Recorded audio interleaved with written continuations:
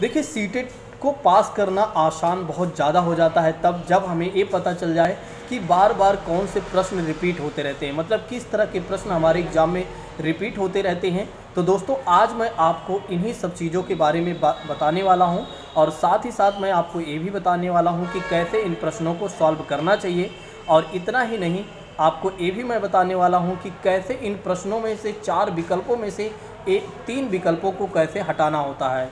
जैसे कि बात करते हैं, प्रश्न में दिया गया है कि नीचे दिए गए जीवों के समूहों में किनकी दृष्टि से श्रेष्ठ होती है, मतलब किनकी दृष्टि श्रेष्ठ होती है कि वे मनुष्यों की तुलना में 4 गुना अधिक दूरी तक की वस्तुओं को देख सकते हैं या देख पाते हैं। जैसे पहला ऑप्शन कहता है कि मक्खी, मच्छर, तितली, दूसरा ऑप्शन कहता है बाघ, तेंदुआ, सांप, और तीसरा ऑप्शन कहता है कि सांप, रेशम कीट और छिपकली, और चौथा ऑप्शन कहता है चील, गरुड़, गिद्ध। जैसे कि बात करते हैं हम पहले ऑप्शन के बारे में, तो यहाँ पर आप देख सकते हैं, यहाँ पर कहा गया मनुष्यों की तुलना में कौन से जीवों की। जैसे कि मक्खी की बात करेंगे, तितली की बात करेंगे, मच्छर की बात करेंगे, तो बिल्कुल यहाँ पर गलत दिखाई ही दे रहा है। तो पहला ऑप्शन तो यूं ही कट गया, ऐसे ही काट दीजिए। दूसरे ऑप्शन के बारे में बात करते हैं, बाघ, तेंदुआ, सांप के बारे में बात करते हैं। जैसे कि बात करते हैं दूसरे ऑप्शन के बारे में, बाघ, तेंदुआ, सांप के बारे में बात करते हैं, तो यहाँ बाघ आप तेंदुआ देख रहे हैं तो थोड़ा से सही लग रहा है, लेकिन सांप के बारे में अगर देखा जाए तो यहाँ थोड़ा से गलत लग रहा है, तो यहाँ पर दूसरा ऑप्शन गलत हो जाएगा।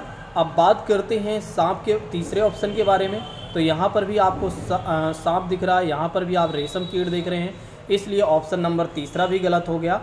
अब चौथे ऑप्शन के बारे में बात करते हैं, तो बिल्कुल यहाँ पर राइट हो गया।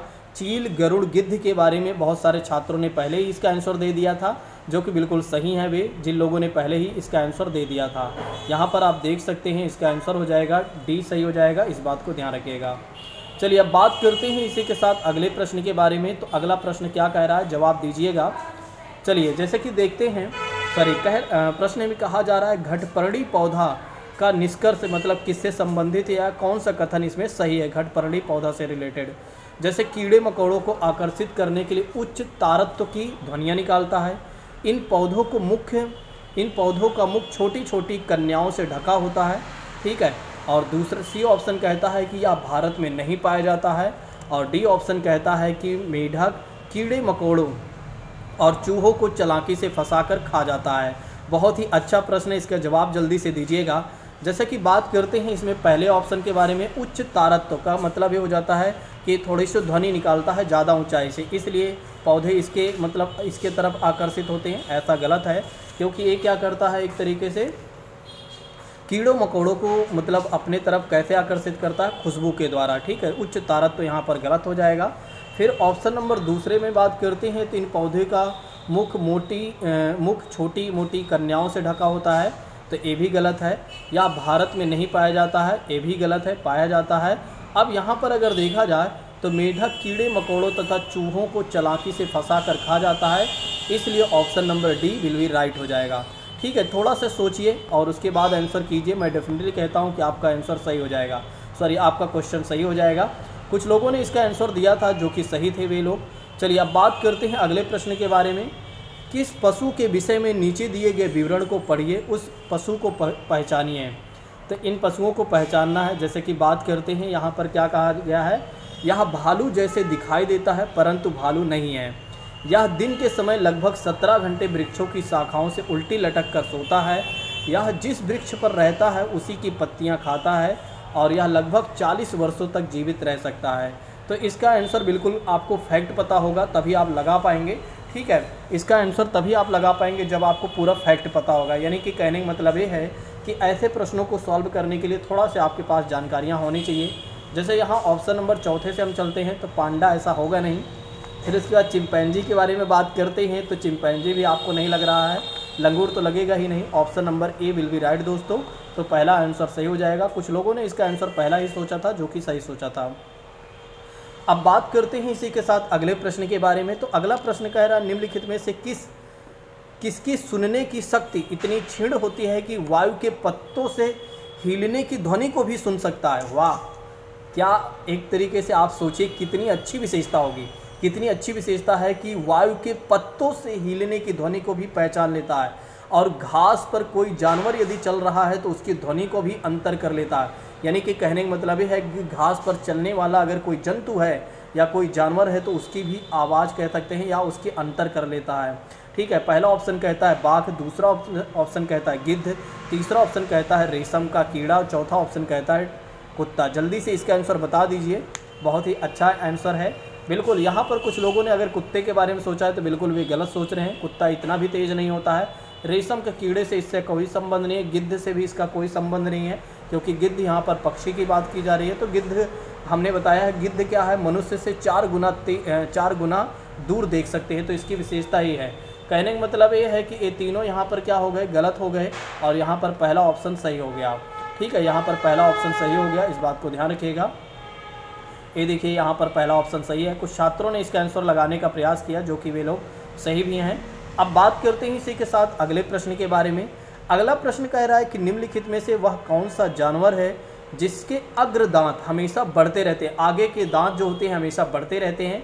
वे दांतों को बहुत अधिक लंबा नहीं होने देने के लिए क्या करते हैं, वस्तुओं को हमेशा काटते रहते हैं। वैसे हमने सभी लोगों को बताया है। पहला ऑप्शन है दीमक, दूसरा ऑप्शन है गिलहरी, तीसरा ऑप्शन है चूहा, चौथा ऑप्शन है छिपकली। जल्दी से इसका आंसर बताना चाहें तो आप बता सकते हैं। चलिए इसके आंसर के बारे में बात करते हैं। तो इसका आंसर हो जाएगा चूहा, बिल्कुल सही है, और गिलहरी भी सही है। यहाँ पर दोनों सही है। जैसे आयोग ने सीटेट ने अगर देखा जाए, सीबीएसई बोर्ड के द्वारा अगर देखा जाए तो आयोग ने पहले गिलहरी को माना है, फिर उसके बाद चूहा को माना है। ठीक है, तो यहाँ पर बी और सी दोनों सही हो जाएगा, इस बात को ध्यान रखिएगा। लेकिन यहाँ पर आप देखेंगे तो केवल सी देखने को मिलेगा। चलिए अब बात करते हैं अगले प्रश्न के बारे में। इसके जवाब के बारे में हमने पहले ही शॉर्ट वीडियो में बता दिया है, लेकिन फिर भी आइए देख लेते हैं। नीचे दिए गए सभी जानवरों में निम्नलिखित में से कौन सी विशेषता पाई जाती है। छिपकली, गौरैया, कछुआ, सांप। वे अंडे देते हैं, वे जहरीले होते हैं, वे भूमि और जल दोनों में रह सकते हैं, उनके शरीर जो होते हैं सल्क से ढके होते हैं। चलिए बात करते हैं छिपकली के बारे में। छिपकली जहरीले होते हैं, बिल्कुल सही बात है। अंडे भी देते, ये भी सही है। गौरैया के बारे में बात करते हैं तो क्या गौरैया एक तरीके से जहरीले होते हैं, यहाँ पर ऑप्शन नंबर दूसरा फिर कट गया। फिर कछुआ के बारे में बात करते हैं, ऑप्शन दूसरा भी कट गया। फिर अगर भूमि और जल दोनों में रह सकते हैं तो यहाँ पर कछुआ की बात करते हैं तो कछुआ केवल और केवल जल में रहता है, इसलिए ऑप्शन यहाँ पर दूसरा भी गलत हो गया। या सर्प के बारे में देख सकते हैं तो इसलिए सर्प से तीसरा ऑप्शन कट गया। चौथा ऑप्शन इसलिए कट गया, यहाँ पर सल्क से नहीं ढके होते हैं, और ऑप्शन नंबर पहला सही हो जाएगा। यानी कि इसका जो आंसर हो जाएगा पहला सही हो जाएगा, वे अंडे देते हैं। ठीक है, तो छिपकली के बारे में बात करते हैं, गौरैया के बारे में बात करते हैं, कछुआ के बारे में बात करते हैं, सांप के बारे में बात करते हैं, तो ये सभी क्या करते हैं, अंडे देते हैं। इस बात को ध्यान रखिएगा। बात करते हैं अगले प्रश्न के बारे में। बहुत ही अच्छा प्रश्न है, इसका जवाब दीजिएगा। हाथियों के विषय में नीचे दिया गया या नीचे दिए गए कथन में से कौन सा सही है। हाथियों के बारे में बताइएगा। बहुत ही अच्छा प्रश्न है। तो प्रश्न में ये कहा जा रहा है कि 3 महीने के हाथी के बच्चे का भार सामान्यतः लगभग 2 क्विंटल का हो जाता है। 2 क्विंटल मतलब 100 केजी 100 केजी।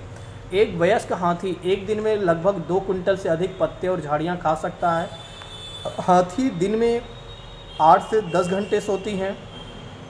हाथी अपना अत्यधिक भार होने के कारण बहुत आराम करना पसंद करते हैं। जल्दी से इसका आंसर बताना चाहें तो आप बता सकते हैं। अगर हम चौथे ऑप्शन से चलते हैं तो चौथा ऑप्शन बिल्कुल यहाँ पर आप गलत देख सकते हैं। हाथियाँ बहुत आराम करना पसंद नहीं करती हैं, बिल्कुल गलत बात है। हाथी 8 से 10 घंटे सोते हैं, ये भी गलत बात है। हाथी 2 क्विंटल नहीं बल्कि 1 क्विंटल वयस्क हाथी खाता है। ठीक है, तो इसलिए यहाँ पर ऑप्शन नंबर बी गलत हो गया। यहाँ पर 1 होता तब सही हो जाता, और यहाँ पर पहला सही हो जाएगा। 3 महीने के हाथी के बच्चे का भार लगभग 2 क्विंटल का होता है, इस बात को ध्यान रखिएगा। अब इसी के साथ बात करते हैं अगले प्रश्न के बारे में। ठीक है, अगला प्रश्न क्या है, जैसे कि बात करते हैं खेजड़ी के वृक्ष के बारे में सही कथन। खेजड़ी के वृक्ष के बारे में सही कथन को चुनिए। यह वृक्ष मुख्यतः रेगिस्तानी क्षेत्रों में पाया जाता है। इससे अधिक जल की आवश्यकता नहीं होती है। इसे मतलब खेजड़ी को अधिक जल की आवश्यकता नहीं होती है। यह छायादार वृक्ष है जिनकी छाया में बच्चे खेलना पसंद करते हैं। यह अपने तने में जल एकत्र करता है। लोग पतले पाइप यह अपने तने में जल एकत्र करता है। लोग पतले पाइप से इस जल को पीते हैं। बहुत ही अच्छा प्रश्न है, जवाब दीजिएगा जल्दी से। बहुत ही अच्छा प्रश्न है, जल्दी से। खेजड़ी के बारे में यहाँ पूछा जा रहा है, ध्यान रखिएगा।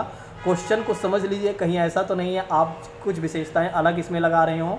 देखिए अगर हम बात करते हैं इसमें चौथे प्रश्न के बारे में, चौथा ऑप्शन यहाँ पर गलत हो गया और जहाँ जहाँ पर चौथा मिला हमने काट दिया। ये देखो हमने चौथा काट दिया, यहाँ पर तीसरा सही हो गया। भले हमें इन तीनों के बारे में नहीं पता था, इसमें से ये मान लीजिए हमें चौथे के बारे में पता था कि ये रेगिस्तानी ओक के बारे में इसमें है, इसकी जो विशेषता है वो रेगिस्तानी ओक के बारे में है, इसलिए यहाँ पर चौथा ऑप्शन सही होता अगर रेगिस्तानी ओक के बारे में बताया जाता। यहाँ पर प्रश्न जो है वो खिचड़ी के बारे में है, इस बात को ध्यान रखिएगा सॉरी। तो यानी कि ऑप्शन नंबर तीसरा सही हो जाएगा। ठीक, चलिए अब बात करते हैं अगले प्रश्न के बारे में। बस एक और प्रश्न बचा हुआ है, ज़्यादा बड़ी क्लास नहीं है। निम्नलिखित पक्षियों में से काफ़ी हद तक अपनी गर्दन को पीछे घुमा सकता है उल्लू, कौवा, कोयल, मैना। बहुत ही अच्छा प्रश्न है, जवाब दीजिए जल्दी से। तो इसका आंसर क्या हो जाएगा? उल्लू हो जाएगा, पहला ऑप्शन सही हो जाएगा, इस बात को ध्यान रखिएगा। और एक पक्षी है, इसके बारे में आप लोग कमेंट करके बताइएगा कौन सा पक्षी है। चलिए अब बात करते हैं आज के लास्ट प्रश्न के बारे में, जवाब दीजिएगा। ये देखो रेगिस्तानी ओक के बारे में मिल भी गया। तो रेगिस्तानी ओक वृक्ष के बारे में कौन सा कथन सही है? यह ऑस्ट्रेलिया में पाया जाता है, यह एक विशेष प्रकार का पेड़ है जिसकी जड़ें टहनियों से लटकती रहती हैं। इस पेड़ में ज़मीन में उस गहराई तक जाते हैं जब तक कि पानी पहुंच ना जाए, और इस पेड़ के तने में पानी जमा होता है। स्थानीय लोग पतले पाइप का पानी का उपयोग करके इस पानी को पीते हैं। तो जल्दी से इसका आंसर आप बताना चाहें तो बता सकते हैं। जैसे कि बात करते हैं, इसमें अगर आप देखें तो एक ऑप्शन कट जाएगा। जैसे इसमें आप देखें तो एक ऑप्शन कट जाएगा, यहाँ पर बी ऑप्शन कट रहा है। ठीक है, जड़ें टहनियों से लटकती रहती हैं, ऐसा कुछ भी नहीं है। जब यहाँ पर ए गलत हो गया तो यहाँ पर ए सही है और ए सही है। ठीक है, यानी कि ए सी डी सही है। कौन सा सही है? ए सी डी सही है, इस बात को ध्यान रखिएगा। तो दोस्तों आज की क्लास में हमने देखा, यहाँ पर आप देख सकते हैं option number A C D सही है। तो आने वाले जो क्लास होगी हम जानेंगे कौवे के बारे में, हम जानेंगे कोयल के बारे में, कबूतर के बारे में। कोयल मतलब कबूतर, दार्जिलिंग और शक्करखोरा और कैसोबरी, बहुत सारे लोग पहली बार जानेंगे बहुत सारी चीज़ों के बारे में। तो ये मान के चलिए एक भी क्लास आप मिस मत किया करें, सारी क्लास को देखा करें और अच्छे से देखा करें, क्योंकि जब आप एग्ज़ाम में बैठेंगे तब आपको मेरी बातें ही याद रह जाएंगी। आप कितना भी पढ़ लीजिए, ठीक है, लेकिन वो सारी बातें आप भूल जाएंगे एक बार। लेकिन जो मेरी बातें आप तक कानों तक पहुँची हुई हैं वो बातें आपको मेरी ज़्यादा याद आएंगी जब आप पेपर में बैठेंगे। क्योंकि क्या होता है, सुनी हुई बातें जल्दी रिकॉल हो जाती हैं, पढ़ी हुई चीज़ों क्या होती हैं कई बार कंफ्यूज हो जाती हैं, यानी कि कंफ्यूज कर देती हैं। चलिए, यदि आपको मेरी बातें अच्छे लगी हों, यदि मेरे पढ़ाने का तरीका अच्छा लगा हो, यदि मैंने आपको बहुत बेहतर तरीके से समझाया हो, तो एक बार लाइक ज़रूर कर दीजिएगा और कमेंट करके बताइएगा कि जिस तरह के प्रश्न हमने आपके साथ साझा किया क्या वाकई में ये सही हैं, क्या वाकई में एग्ज़ाम में पूछे जा सकते हैं। इसी तरह के बहुत सारे प्रश्न हमारे पास हैं, आप देख सकते हैं। 145 पेज की हमारी एक PDF क्रिएट हुई है, 145 पेज की हमारी एक PDF क्रिएट हुई है। ये मान के चलिए इसमें से ही आपको 7 से 8 प्रश्न या 10 प्रश्न आपको देखने को मिल सकते हैं। ठीक है, इसमें उन प्रश्नों को शामिल किया गया है जो बार बार हमारे एग्ज़ाम में पूछे जाते हैं। तो इसी तरह से क्लास 8 से 10 मिनट की क्लास मैं शेयर करता रहूँगा, जिससे आप क्या करें, पढ़ते चलें और रिवीजन करते चलें। बाकी जो रात 10 बजे क्लासेज हमारी होती हैं उसको भी देखते चलिए। कोई भी छात्र भूले ना, पूरी क्लास को ज़रूर देखा करें। ठीक है, यदि आप थोड़ा से भी भूलते हैं और इधर उधर करते हैं तो फिर आप खुद परेशान होंगे। चलिए आज की क्लास को अब यहीं पर स्थगित करते हैं। Thank you so much. जय हिंद दोस्तों, take care all of you.